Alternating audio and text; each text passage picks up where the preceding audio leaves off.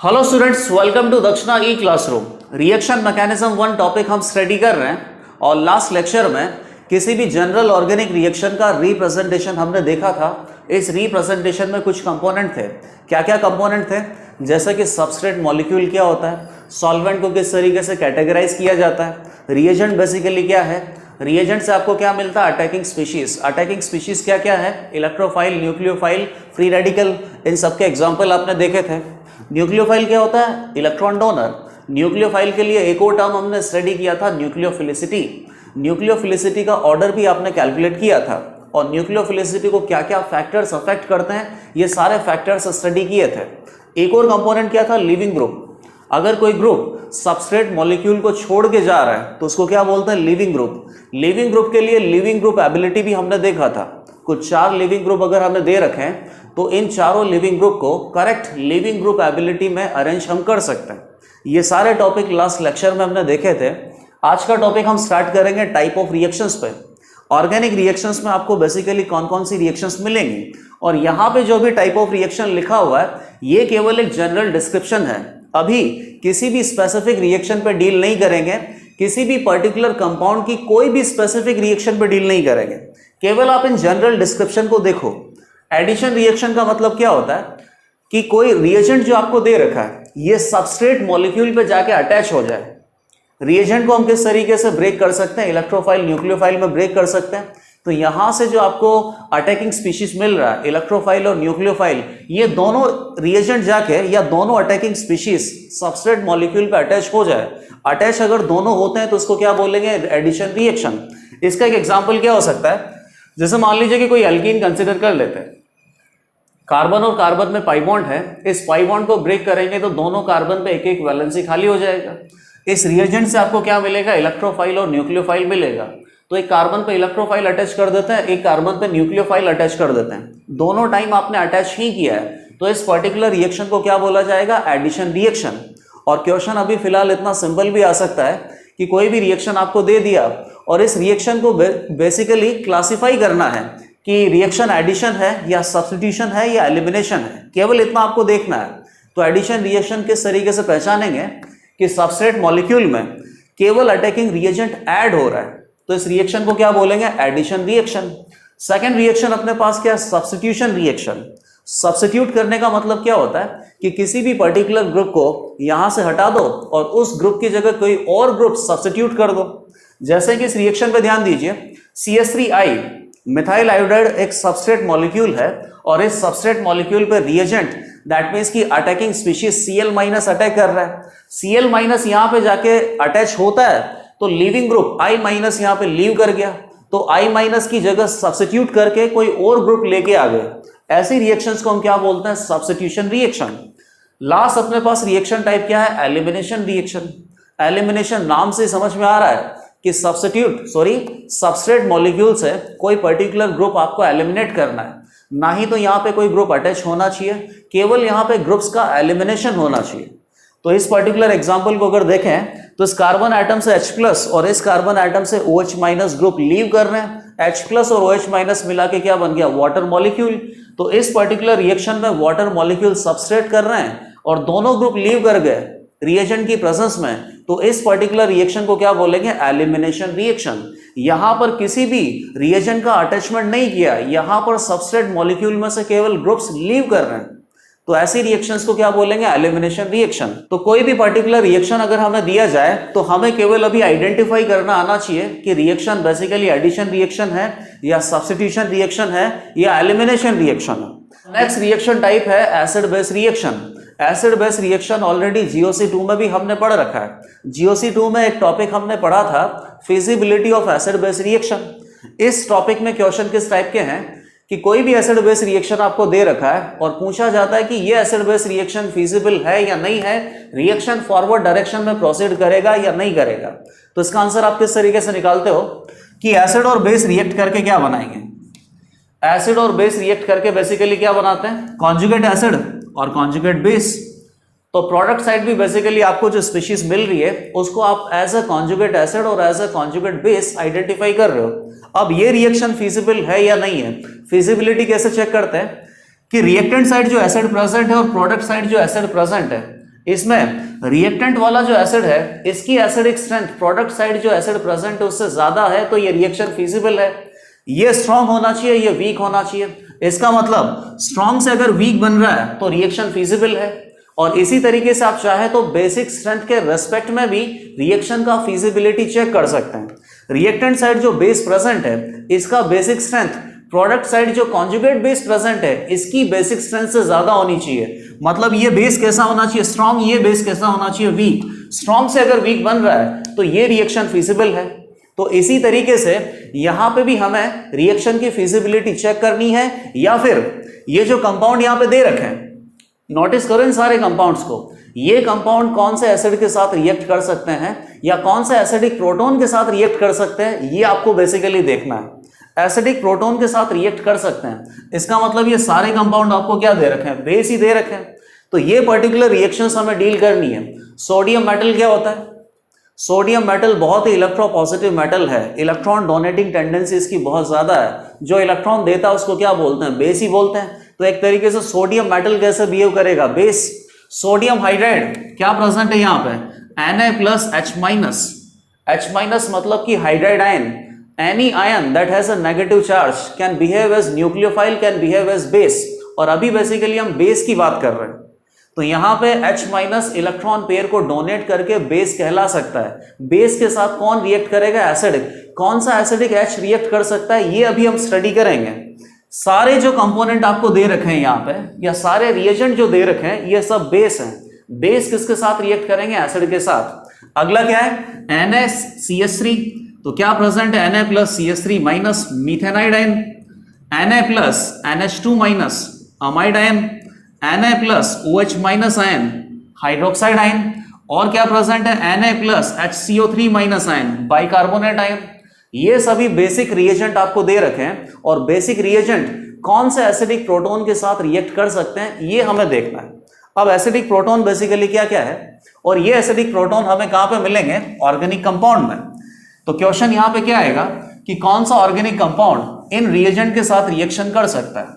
तो आपको basically feasibility of acid base reaction check करना पड़ेगा। रिएक्शन अगर फिजिबल है तो ये रिएजेंट ऑर्गेनिक कंपाउंड के साथ रिएक्शन कर सकते हैं। रिएजेंट कैसे हैं, बेसिक है, तो ऑर्गेनिक कंपाउंड में क्या प्रेजेंट होना चाहिए, एसिडिक प्रोटोन प्रेजेंट होना चाहिए। एसिडिक प्रोटोन की अगर बात है तो जितने भी एसिडिक प्रोटोन हैं जो इन कंपाउंड्स के साथ रिएक्शन कर सकते हैं, उन एसिडिक प्रोटॉन्स को मैं लिस्ट कर देता हूं। उसके बाद बारी बारी से हर किसी रिएजेंट के बारे में स्टडी करेंगे कि कौन सा रिएजेंट कितने एसिडिक प्रोटॉन के साथ रिएक्शन कर सकता है। एसिडिक प्रोटॉन मतलब क्या हो गया, जो मोर इलेक्ट्रोनेगेटिव एटम के साथ प्रेजेंट है। मतलब कि ऑक्सीजन के साथ प्रेजेंट, सल्फर के साथ, नाइट्रोजन के साथ, हैलोजन में फ्लोरीन, क्लोरीन, ब्रोमीन, आयोडीन, इनके साथ प्रेजेंट हाइड्रोजन एसिडिक प्रोटॉन है। और भी एसिडिक प्रोटॉन है जिनके साथ ये रिएजेंट रिएक्ट कर सकते हैं। तो मोस्टली जो एसिडिक प्रोटॉन और मिलेंगे, ट्रिपल बॉन्डेड कार्बन के साथ प्रेजेंट ये जो हाइड्रोजन है ये भी एसिडिक प्रोटॉन है। और ये एसिडिक प्रोटॉन के साथ कौन सा बेस रिएक्ट कर सकता है, इसके लिए आपको रिएक्शन की फिजिबिलिटी चेक करनी पड़ेगी। ऐसा नहीं है कि इस एसिडिक प्रोटॉन को हर कोई बेस रिमूव कर सकता है। इस एसिडिक प्रोटॉन की जो एसिडिक स्ट्रेंथ है वो बहुत ही कम है। इसे रिमूव करने के लिए बहुत ही हायर स्ट्रेंथ वाला बेस चाहिए। तो कौन सा बेस इस एसिडिक प्रोटॉन को रिमूव कर पाएगा, उसके लिए फिजिबिलिटी ऑफ रिएक्शन देखना पड़ेगा। लेकिन फिलहाल मैं यहां पे क्या इंडिकेट कर रहा हूं कि क्या क्या एसिडिक प्रोटॉन आपको ऑर्गेनिक कंपाउंड में मिल सकते हैं, और ये एसिडिक प्रोटॉन इनमें से किसी रिएजेंट के साथ रिएक्ट कर सकते हैं। और एक और एसिडिक प्रोटॉन ये होता है साइक्लोपेंटाडाइन में ये जो sp3 कार्बन है, इस sp3 कार्बन पे प्रेजेंट ये हाइड्रोजन भी अच्छा खासा एसिडिक होता है। क्यों, एसिडिक स्ट्रेंथ हम कैसे देखते हैं, H+ को रिमूव करने के बाद कॉन्जुगेट बेस का स्टेबिलिटी। यहां H+ को रिमूव करेंगे तो कॉन्जुगेट बेस बेसिकली एरोमेटिक बनेगा, और ये कॉन्जुगेट बेस ठीक ठाक स्टेबल है। मतलब यहां पे जो हाइड्रोजन अटैच्ड है वो भी थोड़ा बहुत एसिडिक है। इस एसिडिक प्रोटॉन को हर कोई बेस निकाल सकता है क्या, नहीं, केवल वही बेस निकाल पाएगा जिसके साथ इसकी रिएक्शन फिजिबल होगी। और क्या एसिडिक प्रोटॉन हमें मिल जाएगा, ट्रिपल बॉन्ड कार्बन से अटैच्ड एसिडिक प्रोटॉन हमने देख लिया, साइक्लोपेंटाडाइन वाला एसिडिक प्रोटॉन देख लिया। एक ये देख सकते हैं, यहां पे प्रेजेंट जो हाइड्रोजन है इसकी एसिडिक स्ट्रेंथ भी बहुत अच्छी है। क्योंकि इस H प्लस को अगर रिमूव करेंगे तो कॉन्जुगेट बेस क्या बनेगा, कार्बोनाइन, और ये कार्बोनाइन दोनों C डबल बॉन्ड O के -M के साथ स्टेबलाइज है। तो ये जो हाइड्रोजन है इसकी एसिडिक स्ट्रेंथ भी ठीक ठाक है। क्या ये हाइड्रोजन एटम हर किसी बेस के साथ रिएक्ट कर सकता है क्या? नहीं, केवल उसी बेस के साथ रिएक्ट कर सकता है जिसके साथ इसका रिएक्शन फिजिबल होगा। और फिजिबिलिटी कैसे चेक करते हैं? रिएक्शन में स्ट्रॉन्ग से क्या बनाना है, वीक, या तो in terms of acidic strength आप चेक कर सकते हो या in terms of basic strength हम चेक कर सकते हैं। तो बारी बारी से हर किसी रिएजेंट का हम रिएक्शन देखेंगे और कोई भी reagent in particular acidic proton में किसके साथ रिएक्ट कर सकता है। तो सबसे पहले हम आते हैं सोडियम मेटल पे। सोडियम मेटल किसके साथ रिएक्शन कर सकता है? और बहुत इजीली पता चल जाएगा कि सोडियम मेटल कौन सा एसिडिक प्रोटोन के साथ रिएक्ट कर सकता है। सोडियम मेटल क्या है? बहुत ही इलेक्ट्रोपॉजिटिव एलिमेंट है, इलेक्ट्रॉन डोनेटिंग टेंडेंसी है। इलेक्ट्रॉन डोनेटिंग टेंडेंसी है तो कैसे ट्रीट करेंगे? As a base. बेस का रिएक्शन किसके साथ होगा? एसिड के साथ। कोई ऑर्गेनिक कंपाउंड मैंने ले लिया, इस ऑर्गेनिक कंपाउंड में क्या प्रेजेंट है? एसिडिक प्रोटॉन, और एसिडिक प्रोटॉन के साथ सोडियम मेटल रिएक्ट कर रहा है। तो सोडियम मेटल इलेक्ट्रॉन डोनेट करेगा तो H प्लस इलेक्ट्रॉन गेन करेगा, H प्लस एक इलेक्ट्रॉन गेन कर लेगा तो जीरो ऑक्सीडेशन स्टेट में चला जाएगा। इसका मतलब हाइड्रोजन गैस रिलीज होगा। प्लस इसको बोल देता हूं मैं A, H प्लस तो मतलब क्या हो गया, A माइनस। बाकी आपके पास सॉल्ट क्या मिलेगा? Na plus A minus. कौन सा एसिडिक प्रोटॉन है जो सोडियम मेटल के साथ रिएक्ट करके हाइड्रोजन गैस इवॉल्व कर सकता है और सॉल्ट बना सकता है? Feasibility of acid base reaction से देखेंगे, बहुत इजीली पता चल जाएगा। बताइए, सोडियम मेटल क्या है? बेस। तो बेस किसके साथ रिएक्ट करेगा? एसिडिक प्रोटॉन के साथ। एसिडिक प्रोटॉन कौन कौन से हैं? ऑर्गेनिक कंपाउंड में ये एसिडिक प्रोटॉन हमें मिल सकते हैं, ठीक है। अब एसिडिक प्रोटॉन यहां प्रेजेंट है तो ये बेसिकली अपने पास रिएक्टेंट में एसिड हो गया, और ये जो एसिड है प्रोडक्ट में प्रेजेंट कॉन्जुगेट एसिड से ज्यादा स्ट्रॉन्गर होगा, तो ये रिएक्शन फिजिबल है। और फिर हम बता देंगे कि किसी पर्टिकुलर एसिडिक प्रोटॉन के साथ सोडियम मेटल का रिएक्शन पॉसिबल है या नहीं है, या कौन कौन से प्रोटॉन ऐसे हैं जो सोडियम मेटल के साथ रिएक्शन कर सकते हैं, ठीक है। बताइए, यहां पे अपने पास कॉन्जुगेट एसिड कौन है? Hydrogen gas. तो ये तो बहुत इजी हो गया। हाइड्रोजन गैस कहाँ एसिडिक होता है, या हाइड्रोजन गैस का एसिडिक स्ट्रेंथ तो बहुत ही कम होगा। मुझे ऐसा लगता है कि कोई भी given acidic proton hydrogen gas से तो ज्यादा ही एसिडिक होगा। फिर भी कोई दिक्कत नहीं है। एसिडिक स्ट्रेंथ हम कैलकुलेट कैसे करते हैं? एसिडिक स्ट्रेंथ कैलकुलेट करने के लिए एसिड में से H प्लस आयन रिमूव करते हैं, उसके बाद क्या बनता है?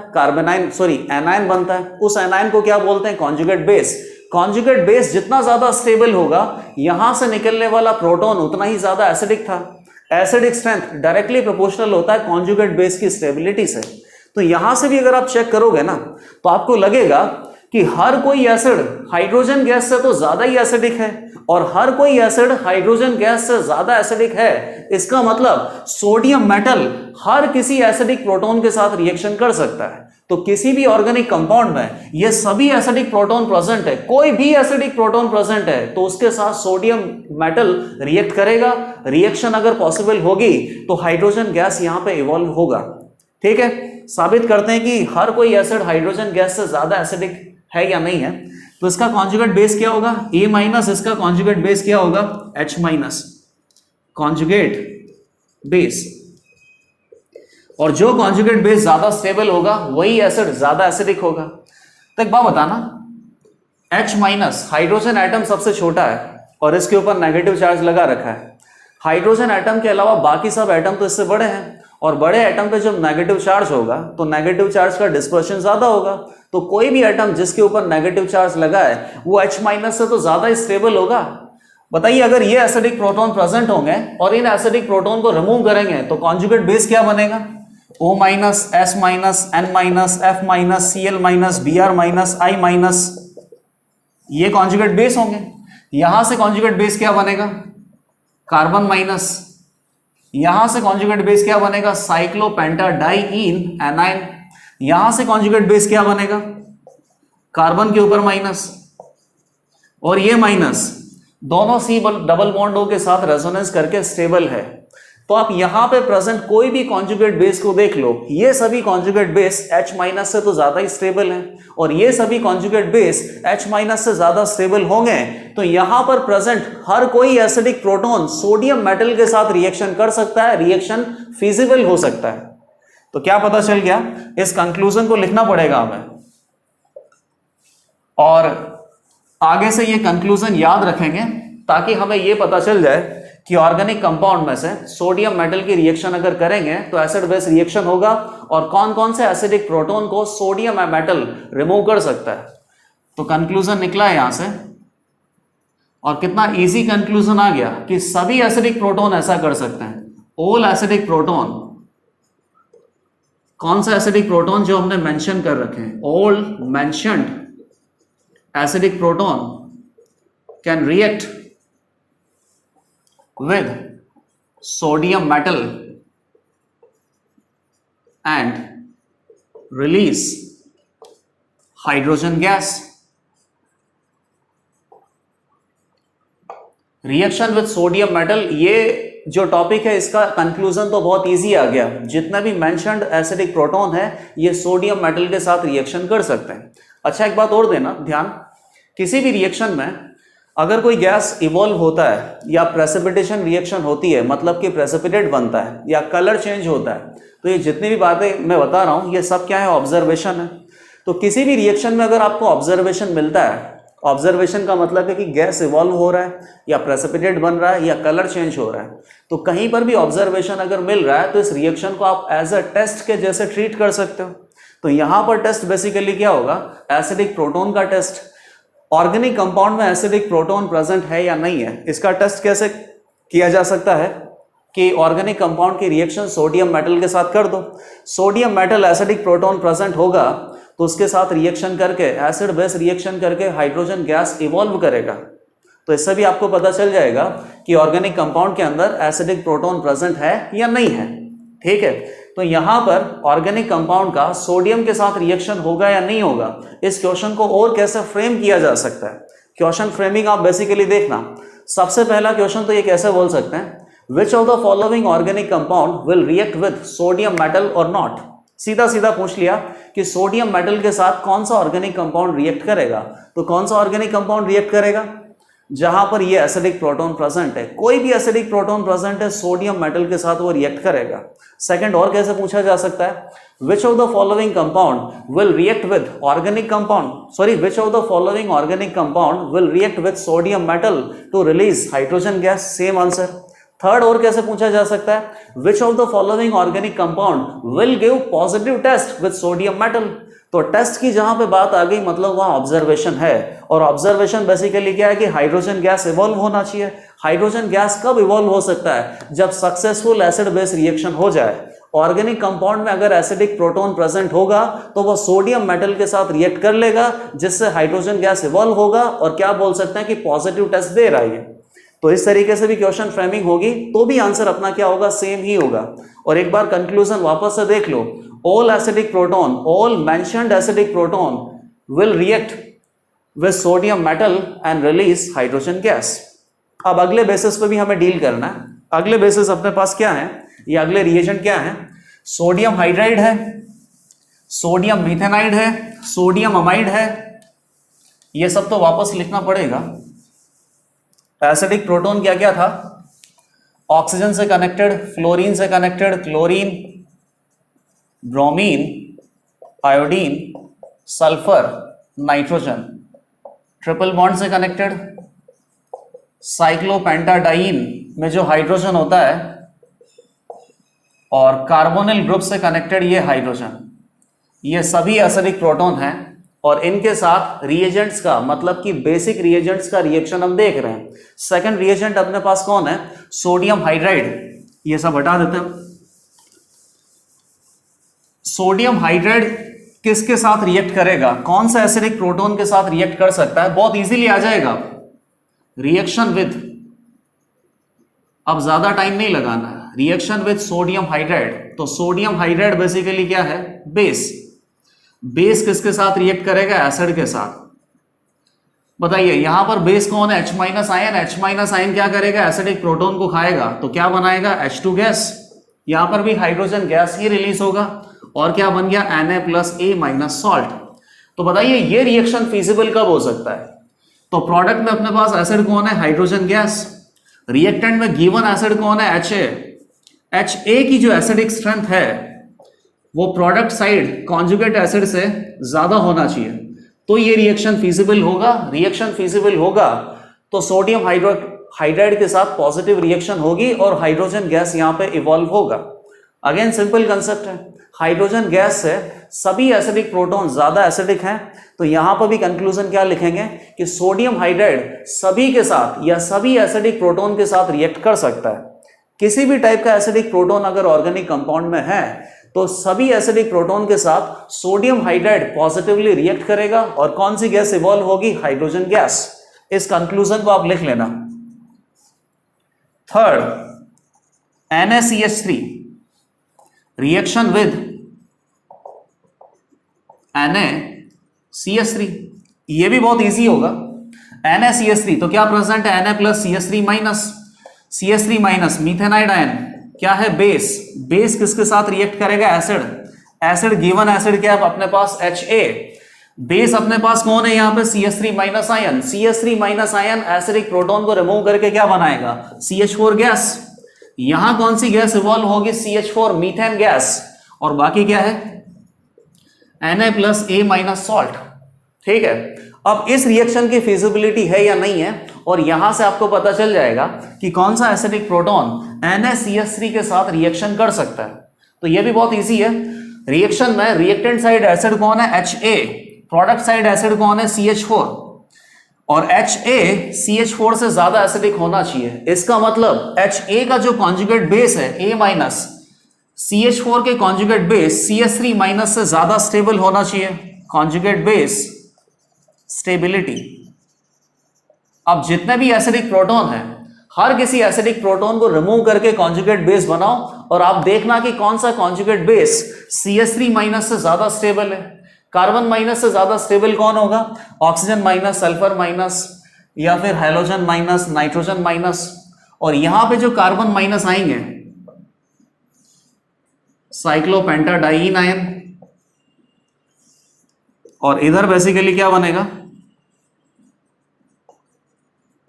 ये तीनों कॉन्जुगेट बेस भी CH3 माइनस से ज्यादा स्टेबल होंगे, क्योंकि इन पर्टिकुलर कॉन्जुगेट बेस में नेगेटिव या तो मोर इलेक्ट्रोनेगेटिव sp2 कार्बन या sp3 का sp कार्बन पे है, या फिर कार्बन के ऊपर जो नेगेटिव है ये रेजोनेंस में पार्टिसिपेशन कर रहा है। तो कुल मिला के बात क्या हो गई कि यहां पर प्रेजेंट सारे कॉन्जुगेट बेस CH3 माइनस से ज्यादा स्टेबल है। इसका मतलब यहां पर प्रेजेंट सारे एसिडिक प्रोटॉन CH4 से ज्यादा एसिडिक होंगे। CH4 से ज्यादा एसिडिक होंगे तो NaCH3 सभी एसिडिक प्रोटॉन के साथ पॉजिटिव रिएक्शन दे सकता है। तो थर्ड में भी अपने पास या थर्ड रिएजेंट में भी क्या कंक्लूजन निकला, NaCH3 will give positive reaction with all mentioned acidic proton. तो अभी तक भी बहुत इजी आ रहा है। सोडियम मेटल का देख लिया, सोडियम हाइड्राइड का देख लिया, सोडियम मीथेनाइड का देख लिया, और ये तीनों इतने ज्यादा स्ट्रॉन्ग बेस हैं कि ये हर किसी एसिडिक प्रोटॉन के साथ रिएक्ट कर रहे हैं। हर किसी एसिडिक प्रोटॉन के साथ रिएक्ट करके पॉजिटिव टेस्ट देंगे। सोडियम मेटल से कौन सा गैस रिलीज हुआ, हाइड्रोजन गैस। सोडियम हाइड्राइड से कौन सा गैस रिलीज होगा, H minus. Acidic proton H plus को खाएगा तो कौन सा गैस रिलीज होगा, hydrogen gas. NaCH3 CH3 minus H plus को खाएगा तो कौन सा गैस रिलीज होगा, CH4। अगला फोर्थ कंपाउंड अपने पास क्या है,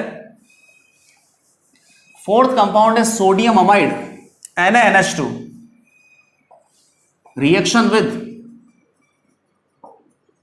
NaNH2 सोडियम अमाइड क्या प्रेजेंट है, Na+NH2 माइनस। क्या है ये, बेस। बेस की रिएक्शन किसके साथ होगी, एसिड। एसिड क्या हो गया, ऑर्गेनिक कंपाउंड में एक एसिडिक प्रोटॉन प्रेजेंट है H, और बाकी ऑर्गेनिक कंपाउंड का रेस्ट ऑफ द पार्ट है। एसिड बेस की रिएक्शन होगी तो क्या बनेगा, बेस एसिडिक प्रोटॉन को रिमूव करेगा, अमोनिया गैस बनेगी बेसिकली यहां पे। और बाकी सॉल्ट क्या बन गया, Na+A माइनस। ये रिएक्शन अगर फिजिबल है तो NaNH2 इस एसिडिक प्रोटॉन को रिमूव कर सकता है। ये रिएक्शन फिजिबल कब होगी, जब गिवन एसिड प्रोडक्ट साइड में जो एसिड है उससे ज्यादा स्ट्रॉन्ग हो। मतलब कि NH3 से ज्यादा एसिडिक स्ट्रेंथ अगर है तो ये रिएक्शन फिजिबल होगा। तो बताइए NH3 से ज्यादा एसिडिक कौन होगा? उसके लिए क्या करना पड़ेगा? कॉन्जुगेट बेस का स्टेबिलिटी। कॉन्जुगेट बेस क्या बना? A minus. कॉन्जुगेट बेस क्या बनेगा? NH2 minus. और A माइनस दैट मीन्स कि कॉन्जुगेट बेस की स्टेबिलिटी अगर ज्यादा होगी, conjugate base stability A minus का स्टेबिलिटी NH2 माइनस से ज्यादा होगा तो पर्टिकुलर एसिडिक प्रोटॉन NaNH2 के साथ पॉजिटिव रिएक्शन दे सकता है। तो बताइए नाइट्रोजन माइनस से ज्यादा स्टेबल कौन होगा? ये सब तो बेसिकली ज्यादा स्टेबल होंगे ऑक्सीजन माइनस, सल्फर माइनस या हेलोजन माइनस। इसको छोड़ दो अभी, क्योंकि यहां पे खुद ही नाइट्रोजन माइनस है। अब यहां पे आती है 3 कार्बन से जुड़े हुए एसिडिक प्रोटॉन है, और एसिडिक प्रोटॉन अगर यहां से रिमूव करेंगे तो नेगेटिव कहां पे आएगा? कार्बन पे। ये नेगेटिव कहां आएगा? Triple bonded carbon sp carbon पे आएगा। ये नेगेटिव जिस कार्बन पे आ रहा है यहां पर नेगेटिव 6 इलेक्ट्रॉन एरोमेटिक रेजोनेंस में पार्टिसिपेट कर रहा है, और ये नेगेटिव जिस कार्बन पे आ रहा है उसके ऊपर C डबल बॉन्ड होगा, स्ट्रॉन्ग माइनस M लग रहा है 2 टाइम्स। तो ये जो कार्बन माइनस है ये बेसिकली नाइट्रोजन माइनस से भी ज्यादा स्टेबल होंगे, क्योंकि या तो रेजोनेंस में पार्टिसिपेट कर रहे हैं या मोर इलेक्ट्रोनेगेटिव sp कार्बन पे हैं। तो कुल मिला के कंक्लूजन क्या निकल रहा है कि NH2 माइनस से स्टेबल ये सभी कॉन्जुगेट बेस होंगे अपार्ट फ्रॉम दिस, और ये सभी कॉन्जुगेट बेस NH2 माइनस से ज्यादा स्टेबल है। तो यहां पर प्रेजेंट हाइड्रोजन NH3 से ज्यादा एसिडिक होगा। NH3 से ज्यादा एसिडिक होगा तो इन सभी हाइड्रोजन एटम के साथ या इन सभी एसिडिक प्रोटॉन के साथ NaNH2 पॉजिटिव रिएक्शन दे सकता है। NaNH2 पॉजिटिव रिएक्शन दे सकता है। तो कंक्लूजन क्या आ जाएगा? कंक्लूजन ये होगा कि NaNH2 किसी भी एसिडिक हाइड्रोजन एटम के साथ पॉजिटिव रिएक्शन देगा या किसी भी एसिडिक हाइड्रोजन एटम को रिमूव कर सकता है अपार्ट फ्रॉम NH। नाइट्रोजन के साथ अगर हाइड्रोजन कनेक्टेड है तो इसको ये रिमूव नहीं कर पाएगा, बाकी हर किसी हाइड्रोजन एटम को रिमूव कर सकता है। और कौन सी गैस रिलीज होगी इस एसिड बेस रिएक्शन में? Ammonia gas. ठीक है, अगला 5th नंबर पे अपने पास क्या? NOH, sodium hydroxide. Sodium hydroxide तो बहुत इजी है, आप खुद भी निकाल सकते हैं इसको। Reaction with NaOH। NaOH अपने पास क्या है? बेस है। बेस की रिएक्शन किससे होगी? एसिड से। एसिड क्या हो जाएगा? Ha। हाइड्रोजन क्या? Acidic proton. बेस अपने पास कौन है? OH minus. OH माइनस क्या करेगा? H प्लस को खाएगा, तो क्या बन गया? H2O plus Na plus A minus. तो यहां से कंक्लूजन क्या आएगा? रिएक्टेंट में एसिड कौन है? Ha। प्रोडक्ट में एसिड कौन है? H2O। तो रिएक्टेंट में जो एसिड है Ha, अगर ये H2O से ज्यादा एसिडिक होगा, Ha एसिड H2O से ज्यादा एसिडिक होगा, तो ये एसिडिक प्रोटॉन NaOH के साथ पॉजिटिव रिएक्शन कर सकता है। ठीक है, ये कंक्लूजन भी बहुत इजी है।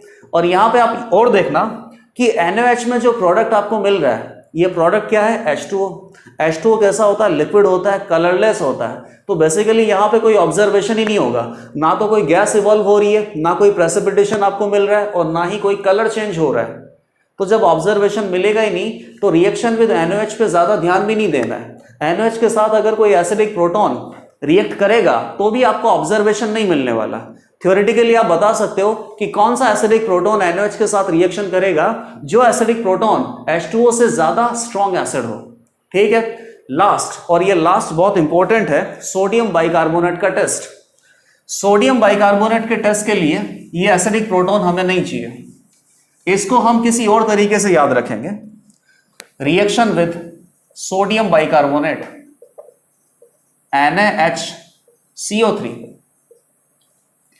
NaHCO3 में क्या प्रेजेंट है? Na plus HCO3 minus. HCO3 minus something that has negative charge. ये इलेक्ट्रॉन पेयर को डोनेट कर सकता है। इलेक्ट्रॉन पेयर को डोनेट करने वाला कौन होता है? न्यूक्लियोफाइल भी होता है, बेस भी होता है। फिलहाल हम एसिड बेस रिएक्शन की बात कर रहे हैं। दैट मीन्स कि NaHCO3 क्या हो गया? बेस। बेस का रिएक्शन किसके साथ करवाना? एसिड के साथ। एसिड के साथ अगर ये रिएक्शन फिजिबल है तो यहां पर भी देखते हैं कि क्या ऑब्जर्वेशन होगा और कौन सा एसिड NaHCO3 के साथ पॉजिटिव टेस्ट दे सकता है। HCO3 माइनस यहां से H प्लस कंज्यूम करेगा एसिड, तो क्या बनेगा? H2CO3। और H2CO3 बेसिकली क्या होता है? H2O plus CO2। मतलब CO2 गैस यहां से इवॉल्व होने वाला है। बाकी क्या बच गया? Na प्लस ए माइनस सॉल्ट। तो बताइए कौन सा एसिड है, रिएक्टेंट में एसिड कौन है, Ha। कौन सा एसिड ऐसा हो सकता है जो सोडियम बाइकार्बोनेट के साथ पॉजिटिव टेस्ट देगा, और टेस्ट में बेसिकली यहां ऑब्जर्वेशन क्या आएगा, इवोल्यूशन ऑफ CO2 गैस।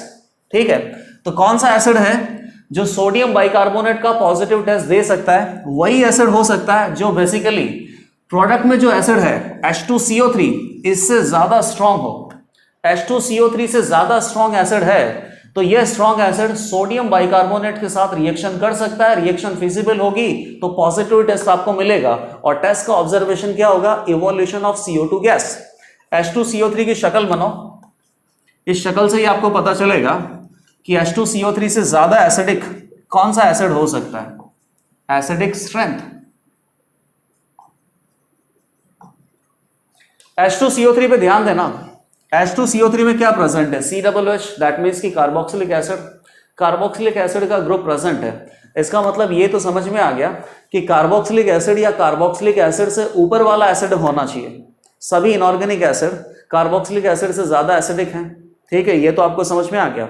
अब और देखना, इस कार्बोक्सिलिक एसिड में आपको सेकंड जो ग्रुप लगा रखा है, ये क्या लगा रखा है, OH। OH बेसिकली क्या लगा सकता है बेटा, plus M।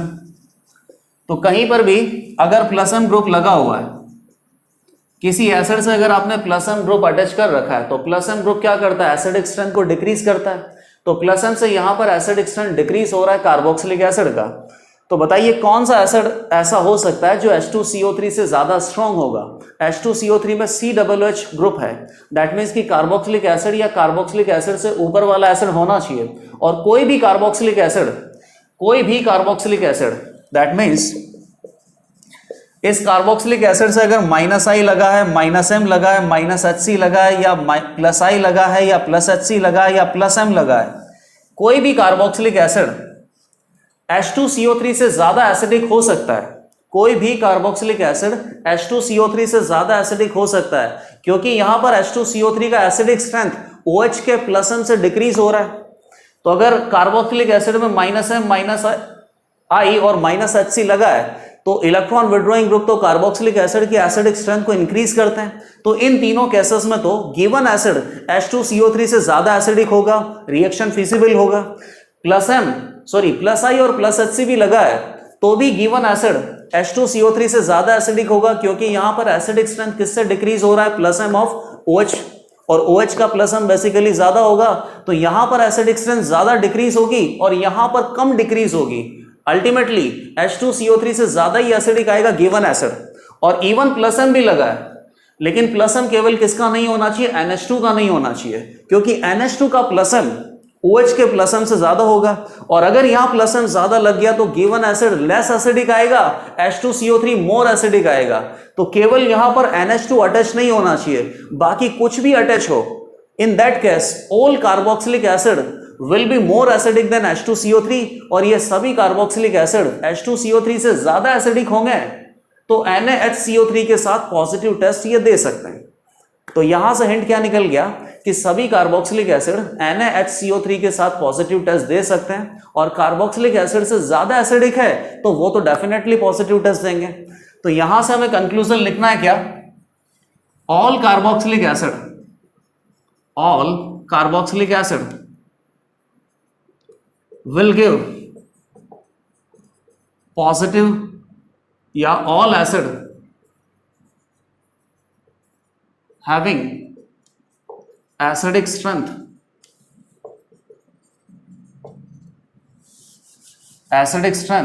greater or equal to H2CO3 will give positive test with sodium bicarbonate NaHCO3। और H2CO3 से ज्यादा एसिडिक कौन होगा, कोई भी कार्बोक्सिलिक एसिड या कार्बोक्सिलिक एसिड से ज्यादा एसिडिक स्ट्रेंथ जिसका है। ठीक है, अब यहां पर आप एक ऑर्थो नाइट्रोफिनोल वाला एग्जांपल भी डिस्कस करते हैं ना। ऑर्थो नाइट्रोफिनोल में देखना, आप पहले तो ये बता दीजिए कि फिनोल क्या पॉजिटिव टेस्ट देगा या नहीं देगा। फिनोल NaHCO3 के साथ पॉजिटिव टेस्ट दे सकता है या नहीं दे सकता है? तो इसका आंसर क्या होगा? सिंपली आप बता सकते हैं फिनॉल H2CO3 से लेस एसिडिक होगा। बता दीजिए, ये फिनॉल है और H2CO3 की स्ट्रक्चर आप बनाइए। साफ साफ दिख रहा है कि COOH की एसिडिक स्ट्रेंथ OH से तो ज्यादा ही होगी। COOH की एसिडिक स्ट्रेंथ OH से ज्यादा होगी, दैट मीन्स कि प्रोडक्ट में जो एसिड है वो ज्यादा एसिडिक होगा in comparison to reactant acid. तो यहां पर कोई भी पॉजिटिव टेस्ट नहीं देगा। और इस फिनॉल के साथ अगर नाइट्रो ग्रुप हम अटैच करते हैं तो फिनॉल की एसिडिक स्ट्रेंथ इंक्रीज होगी। एसिडिक स्ट्रेंथ इंक्रीज होगी तब हम देखते हैं कि नाइट्रोफिनॉल या मेटाफिनॉल या ऑर्थोनाइट्रोफिनॉल ये सभी NaHCO3 के साथ पॉजिटिव टेस्ट देंगे या नहीं देंगे। फिलहाल तो अपने पास क्या है कि कोई पॉजिटिव टेस्ट नहीं है, क्योंकि H2CO3 की एसिडिक स्ट्रेंथ ज्यादा है इन कंपैरिजन टू फिनॉल। तो क्या लिखेंगे यहां पे? नेगेटिव, कोई रिएक्शन फिजिबल नहीं होगी।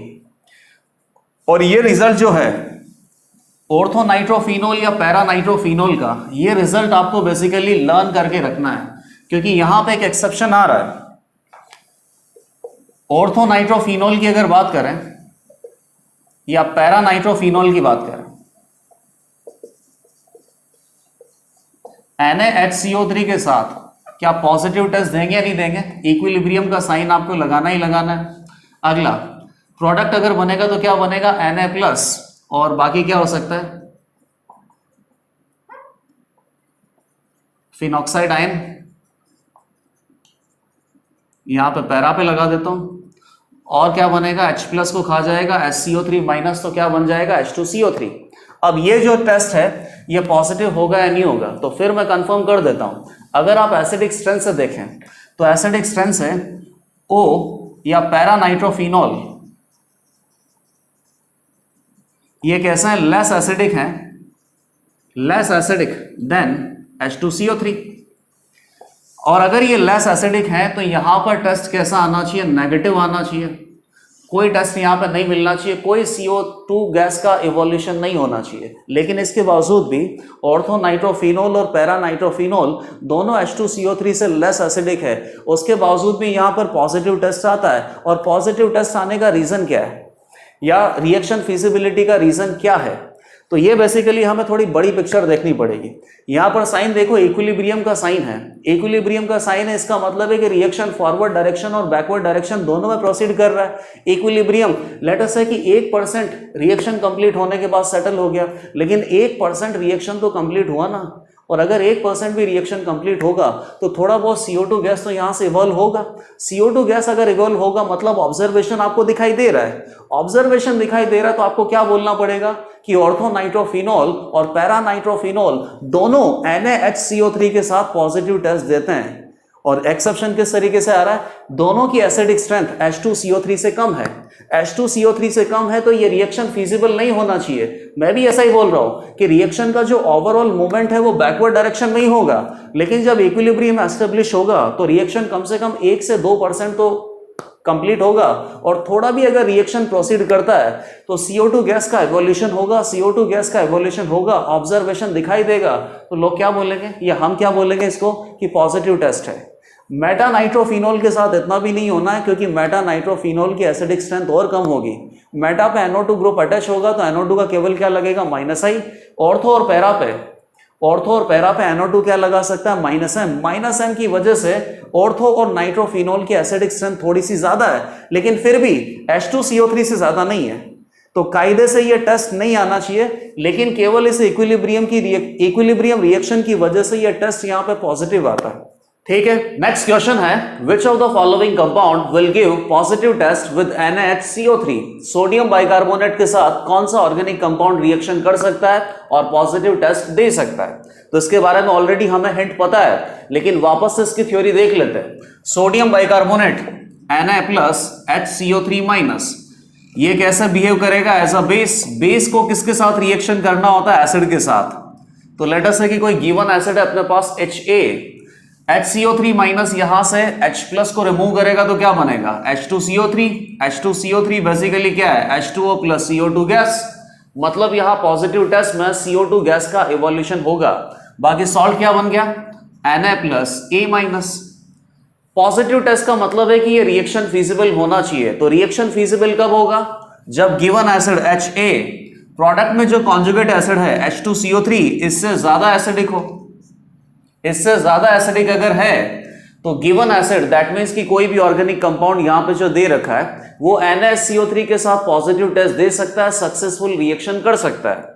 तो इसका हिंट हमने क्या पढ़ा था कि H2CO3 की शक्ल बनाओ, अपने आप ही पता चल जाएगा कि H2CO3 से ज्यादा एसिडिक कौन होगा। H2CO3 में क्या प्रेजेंट है, COOH ग्रुप, कार्बोक्सिलिक एसिड का ग्रुप प्रेजेंट है।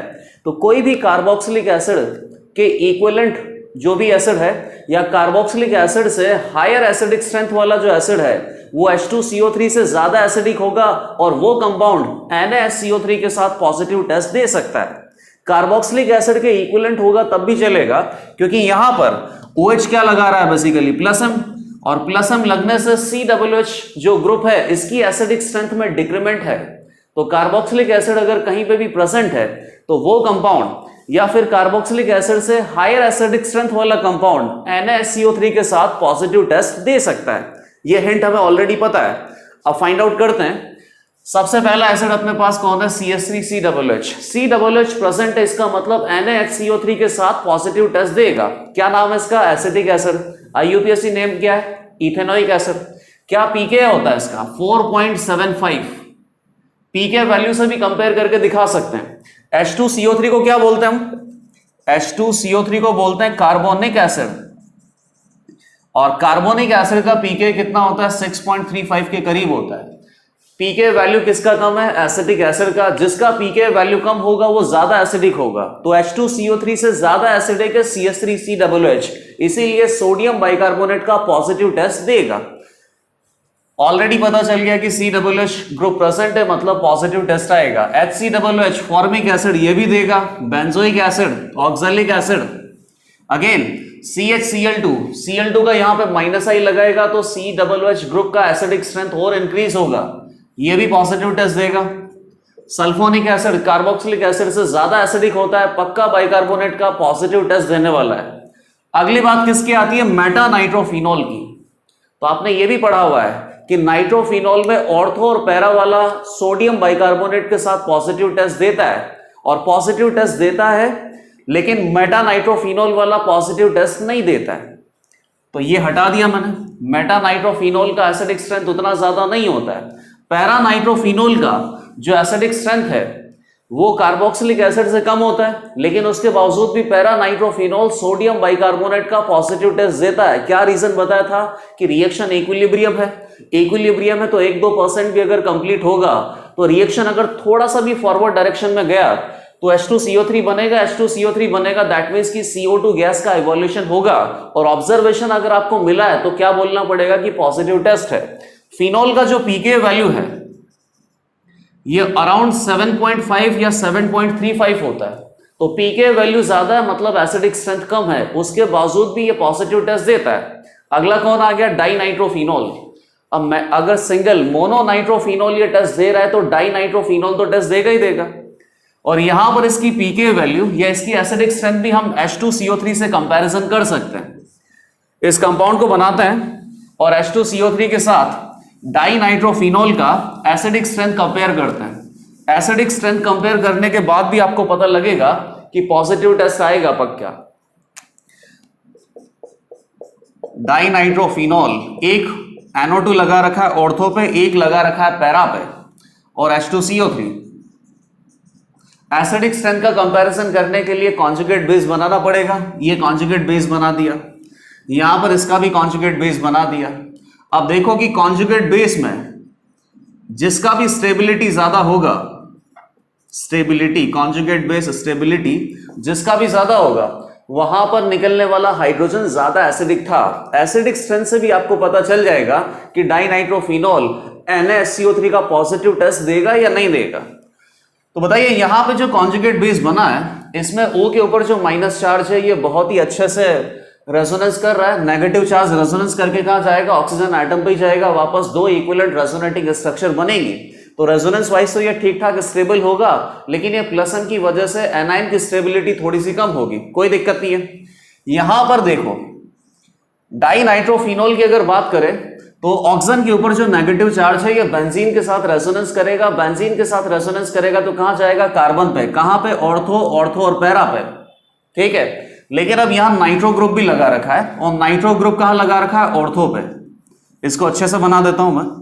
और कहां लगा रखा है, पैरा पे। अब देखते हैं कि नेगेटिव चार्ज डिस्पर्स होके NO2 के ऑक्सीजन एटम तक पहुंचता है या नहीं पहुंचता है। आपको पता ही है कि NO2 O- के रेस्पेक्ट में ऑर्थो और पैरा पे लगा रखा है, तो ये नेगेटिव रेजोनेंस के थ्रू डिस्पर्स होता हुआ NO2 तक तो पहुंचेगा। और वैसे भी दिखा देते हैं, नेगेटिव गैप पाई, गैप पाई, गैप पाई, यहां तक आना ही है। अगेन पाई के बाद यहां पे क्या है, गैप, फिर वापस से क्या आ गया, पाई, फिर आ गया गैप, और फिर आ गया पाई। इस ऑक्सीजन एटम तक भी ये पहुंचना है। That means negative charge 3 oxygen atom पे डिस्ट्रीब्यूट होगा। जितने ज्यादा ऑक्सीजन एटम, दैट मीन्स कि मोर इलेक्ट्रोनेगेटिव एटम पे डिस्ट्रीब्यूट होगा, उतना ही ज्यादा एसिडिक स्ट्रेंथ होगा। तो डाइनाइट्रोफिनोल की एसिडिक स्ट्रेंथ H2CO3 से ज्यादा है, इसीलिए ये पॉजिटिव टेस्ट देगा। डाइनाइट्रोफिनोल देगा तो ट्राइनाइट्रोफिनोल तो पक्का देगा, और ट्राइनाइट्रोफिनोल तो बहुत ज्यादा एसिडिक होता है। ट्राइनाइट्रोफिनोल को क्या बोला जाता है, पिक्रिक एसिड। पिक्रिक एसिड का पीके कितना लिखा हुआ है, 0.3, और कार्बोनिक एसिड का पीके कितना है, 6.35। जितना ज्यादा पीके कम होगा, जितना पीके कम होगा, एसिडिक स्ट्रेंथ की वैल्यू उतनी ही ज्यादा होगी। तो ये बहुत ज्यादा एसिडिक है, बहुत ज्यादा एसिडिक है, इसका मतलब ये भी सोडियम बाइकार्बोनेट का पॉजिटिव टेस्ट देगा। अगला कौन सा एसिड है, स्क्वेरिक एसिड। शक्ल देख लो, स्क्वायर के जैसी शक्ल है, इसीलिए इसका नाम क्या है, स्क्वेरिक एसिड। स्क्वेरिक एसिड का जो कॉन्जुगेट बेस होता है वो भी बहुत अच्छा स्टेबल होता है, हाइड्रोजन बॉन्डिंग से स्टेबल होता है। एरोमेटिक कॉन्जुगेट बेस यहां पे बनता है, इसीलिए ये जो पर्टिकुलर एसिड है ये भी बहुत ज्यादा एसिडिक होता है। इसका पीके वैल्यू कितना दे रखा है, 1.5, और 1.5 6.35 के कंपैरिजन में कम है। पीके कम है, दैट मींस एसिडिक स्ट्रेंथ क्या होगी, ज्यादा। ये भी सोडियम बाइकार्बोनेट का पॉजिटिव टेस्ट देगा। अब आगे क्या लिख रखे, इनऑर्गेनिक एसिड। और सभी स्ट्रॉन्ग एसिड लिखे हुए हैं, सभी स्ट्रॉन्ग एसिड है। आयनिक इक्विलिब्रियम के टर्म में बोल रहा हूं कि सारे के सारे स्ट्रॉन्ग एसिड है, तो ये सोडियम बाइकार्बोनेट के साथ पॉजिटिव टेस्ट देंगे। और वैसे भी inorganic acid organic carboxylic acid से ज्यादा स्ट्रॉन्ग होते ही है। H2SO4 पॉजिटिव टेस्ट देगा, HNO3, HClO4, HCl, HBr। Alkene में कोई एसिडिक H नहीं होता, या एल्केन की कोई एसिडिक स्ट्रेंथ होती नहीं है। एल्कीन नहीं देगा, अल्कोहल नहीं देगा, नॉर्मल अल्कोहल नहीं देगा। तो टोटल कितने कंपाउंड यहां पे सोडियम बाइकार्बोनेट का पॉजिटिव टेस्ट दे सकते हैं, 1 2 3 4 5 6 7 8 9 10 11 12 13 14 15 16, टोटल 16 कंपाउंड ऐसे थे जिनका एसिडिक स्ट्रेंथ कार्बोक्सिलिक एसिड के इक्विवेलेंट या कार्बोक्सिलिक एसिड से हायर था, इसीलिए सोडियम बाइकार्बोनेट का पॉजिटिव टेस्ट ये दे सकते थे। ओके, नेक्स्ट रिएजेंट जो हमें स्टडी करना है that is Grignard reagent. Grignard reagent का जनरल रिप्रेजेंटेशन क्या है, RMgX। R क्या होता है यहाँ पे, अल्काइल ग्रुप। अल्काइल ग्रुप कौन सा हो सकता है, इथाइल, मिथाइल, प्रोपाइल, कोई भी हो सकता है। Mg मैग्नीशियम मेटल है, X हैलोजन है। ग्रिग्नार्ड रिएजेंट का एक स्पेसिफिक एग्जांपल क्या हो गया, CH3MgCl। यहां पर हैलोजन कोई भी हो सकता है, अल्काइल ग्रुप कोई भी हो सकता है, एक स्पेसिफिक एग्जांपल लिया है। अब ग्रिग्नार्ड रिएजेंट का फंक्शन कैसा होगा ये हमें समझना है। तो सबसे पहले तो ये देखो कि Mg एक इलेक्ट्रोपॉजिटिव एलिमेंट है, एस ग्लोब का इलेक्ट्रोपॉजिटिव एलिमेंट है, तो Mg के जो कंपाउंड होते हैं उनमें आयनिक नेचर ज्यादा होता है। CH3 और Mg के बीच में ये जो बॉन्ड है इसमें आयनिक नेचर ज्यादा होगा। तो CH3MgCl को और क्या लिखा जा सकता है, CH3 माइनस MgCl पॉजिटिव। अब तो इसका फंक्शन समझ में आ चुका है, क्या प्रेजेंट है, CH3 माइनस। CH3 माइनस मतलब इलेक्ट्रॉन डोनेटिंग स्पीशीज प्रेजेंट है। तो ग्रिग्नार्ड रिएजेंट कैसे बिहेव कर सकता है, as a nucleophile, as a base.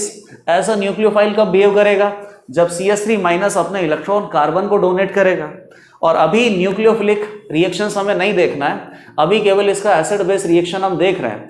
तो CH3 minus as a base behave करेगा कब, जब CH3 माइनस अपने इलेक्ट्रॉन H+ दैट मीन्स की एसिडिक प्रोटॉन को डोनेट करेगा। तो यहां से क्या निकल के आ रहा है कंक्लूजन कि RMgX दैट मीन्स की ग्रिग्नार्ड रिएजेंट एक बहुत ही अच्छा बेस होता है, बहुत ही अच्छा बेस है। क्यों, क्योंकि यहाँ पे नेगेटिव किसके ऊपर है, कार्बन के ऊपर। कार्बन के ऊपर नेगेटिव बहुत ज्यादा अनस्टेबल है, बहुत ज्यादा अनस्टेबल है, तो इलेक्ट्रॉन्स को इजीली डोनेट किया जा सकता है। इजीली डोनेट किया जा सकता है मतलब कि बेसिक स्ट्रेंथ बहुत ज्यादा होगी। इनफैक्ट RMgX दैट मीन्स की ग्रिग्नार्ड रिएजेंट कौन से एसिडिक प्रोटोन के साथ रिएक्ट कर सकता है, ये ऑलरेडी हमने स्टडी किया हुआ है। एक कंपाउंड आपने देखा था ना, NaCH3, Na plus CH3 minus. CH3 minus किसके साथ रिएक्ट करेगा? एसिड के साथ। एसिड के साथ रिएक्ट करेगा तो CH3 माइनस H प्लस को खाएगा, क्या बनेगा? CH4 gas plus Na plus A minus salt.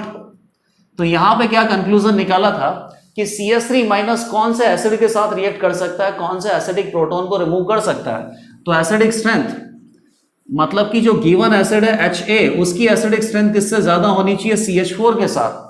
CH4 से ज्यादा एसिडिक स्ट्रेंथ होगी गिवन एसिडिक प्रोटोन की, तो ये रिएक्शन फिजिबल होगा और CH3 माइनस एसिडिक प्रोटोन को रिमूव करके CH4 गैस बना सकता है। क्या कंक्लूजन आया था यहाँ पे कि जितने भी एसिडिक प्रोटोन आपने देखे हैं ना, वो सारे एसिडिक प्रोटोन CH4 से ज्यादा एसिडिक हैं। CH4 से ज्यादा एसिडिक हैं तो ये कंपाउंड हर किसी एसिडिक प्रोटोन के साथ रिएक्ट कर सकता है। तो यहां से आपके पास क्या कंक्लूजन आ गया कि जो ग्रिग्नार्ड रिएजेंट है जिसमें नेगेटिव चार्ज कार्बन के ऊपर होता है, ये इतना ज्यादा स्ट्रॉन्ग बेस है कि जितने भी मेंशन्ड एसिडिक प्रोटोन है सभी एसिडिक प्रोटोन को ये रिमूव कर सकता है और एसिड बेस रिएक्शन यहाँ पे फिजिबल होगा। ठीक है, लिखा भी यहाँ पे कि ग्रिग्नार्ड रिएजेंट बहुत ही ज्यादा स्ट्रॉन्ग बेस है। और एक एक्स्ट्रा स्टेटमेंट और क्या लिख सकते हैं कि ग्रिग्नार्ड रिएजेंट जितने भी मेंशन्ड एसिडिक प्रोटोन है हर किसी मेंशन्ड एसिडिक प्रोटोन को रिमूव कर सकता है। इसके ऊपर एक क्वेश्चन भी दे रखा है, यहाँ पे एक बड़ा सा सबस्ट्रेट मॉलिक्यूल बना रखा है और क्या लिख रखा है कि एक्सिस ऑफ CH3 MgX मतलब कि CH3 माइनस मतलब कि स्ट्रॉन्ग बेस से इसकी रिएक्शन करवाएंगे और बेस आपको एक्सिस में दे रखा है। तो CH3 माइनस बेसिकली यहां से कितने एसिडिक प्रोटोन रिमूव कर सकता है? जितने भी एसिडिक प्रोटोन ये रिमूव करेगा उतने ही CH4 गैस के मोल आपको मिलेंगे। तो क्वेश्चन क्या दे रखा है? How many moles of CH4 gas can be obtained. ठीक है, तो आपको बेसिकली यहां पर एसिडिक प्रोटोन ही फाइंड आउट करना है। जितना ज्यादा एसिडिक प्रोटोन होगा, एसिडिक प्रोटोन को CH3 माइनस जो स्ट्रॉन्ग बेस है वो कंज्यूम करेगा और CH4 गैस बनाएगा। तो एसिडिक प्रोटोन यहाँ कहाँ प्रेजेंट है? ऑक्सीजन से जुड़ा हुआ हाइड्रोजन एसिडिक प्रोटोन है, सल्फर से जुड़ा हुआ हाइड्रोजन एसिडिक प्रोटोन है, SO3H एसिडिक प्रोटोन है, COOH एसिडिक प्रोटोन है, ट्रिपल बॉन्ड कार्बन से जुड़ा हुआ हाइड्रोजन एसिडिक प्रोटोन है। और ये एसिडिक प्रोटोन की एसिडिक स्ट्रेंथ कम होती है, लेकिन ये particular acidic proton CH3 minus remove कर सकता है क्योंकि इस एसिडिक प्रोटोन की जो एसिडिक स्ट्रेंथ है वो CH4 से ज्यादा होती है। हमने ऑलरेडी एस्टेब्लिश कर रखा है यहाँ पे कंक्लूजन कि ग्रिग्नार्ड रिएजेंट है, दैट मीन्स कि CH3 माइनस सभी एसिडिक प्रोटोन को रिमूव कर सकता है। तो इस एसिडिक प्रोटोन को भी ये रिमूव करेगा। अगेन साइक्लोपेंटाडाइन यहाँ पे दे रखा है, यहाँ पर एक हाइड्रोजन है बेसिकली और इसे भी एसिडिक प्रोटोन मेंशन किया था। इस एसिडिक प्रोटोन को भी ग्रिग्नार्ड रिएजेंट रिमूव कर देगा। तो कुल मिला के कितने H+ रिमूव कर सकता है? 6 H+ अगर ये रिमूव करेगा तो CH4 के कितने मोल फॉर्म होंगे? 6। तो आंसर क्या हो गया? 6 मोल ऑफ CH4 गैस। याद आपको रखना है कि ग्रिग्नार्ड रिएजेंट में क्या प्रेजेंट है? Alkyl minus ion. और ये अल्काइल माइनस आयन प्रेजेंट है मतलब कि बहुत अच्छा न्यूक्लियोफाइल है, बहुत अच्छा बेस है। एज अ न्यूक्लियोफाइल कब बिहेव करेगा, एज अ बेस कब बिहेव करेगा, ये भी आप देख लो। अगर सबस्ट्रेट मॉलिक्यूल में कहीं एसिडिक प्रोटोन प्रेजेंट है, अगर सबस्ट्रेट मॉलिक्यूल में कहीं एसिडिक प्रोटोन प्रेजेंट है तो कोई भी इलेक्ट्रॉन डोनेटिंग स्पीशीज पहले एसिड बेस रिएक्शन करेगी। और एसिड बेस रिएक्शन अगर नहीं हो सकता, एसिडिक प्रोटोन प्रेजेंट नहीं है, तो electron donating species as a nucleophile behave करेगी और अपने इलेक्ट्रॉन कार्बन एटम को डोनेट करेगा। लेकिन पहले कैसे बिहेव करना है? एज अ बेस बिहेव करना है। अगर एसिडिक प्रोटोन प्रेजेंट है तो, एसिडिक प्रोटोन प्रेजेंट नहीं है तो electron donating species as a nucleophile behave करेगी और कार्बन को इलेक्ट्रॉन डोनेट करना है। ठीक है।